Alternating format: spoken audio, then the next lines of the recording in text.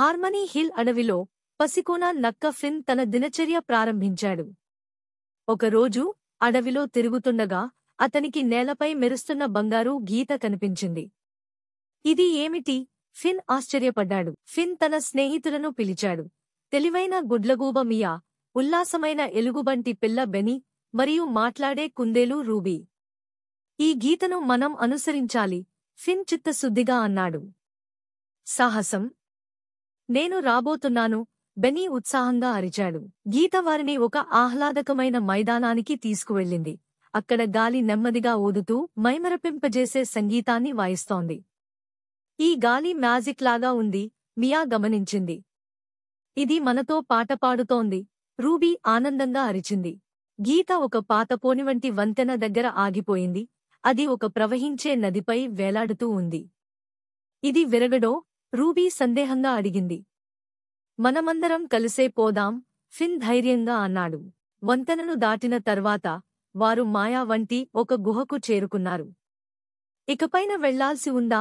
Ruby దిగులు పడింది. ఇదే మన సాహసానికి ముగింపు కాదేమో, ఫిన్ సమాధానమిచ్చాడు. గుహలోకి అడుగుపెట్టగానే మెరిసే రాళ్ళు వాళ్లకు దారి చూపించాయి.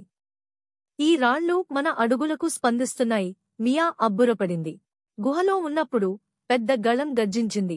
పంచుకుంటే పెరిగేది ఏంటి? దయ! రూబీ వెంటనే అరిచింది. గుహ వెలుగుతో నిండిపోయింది.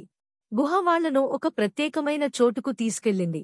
అక్కడ మెరిసే కొమ్మలతో ఒక జింక కనబడింది.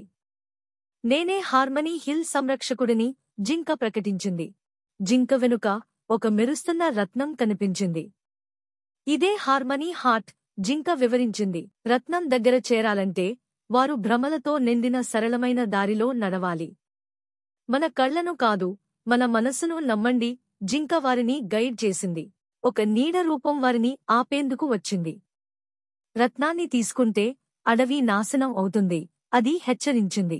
జింక వారికి ఒక మాయా జలాన్ని చూపించింది. అది రత్నం చరిత్రను చెప్పింది.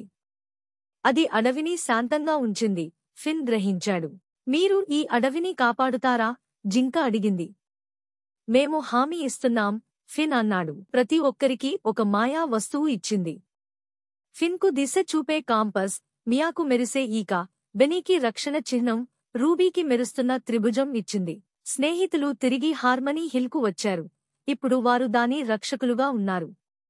అడవి తాజాగా, పక్షులు గానం చేస్తూ, చెట్లు కదులుతూ ఉన్నాయి. యూనిటీ, నమ్మకం మరియు ప్రకృతిని కాపాడటం మన జీవితాల గొప్ప బాధ్యత.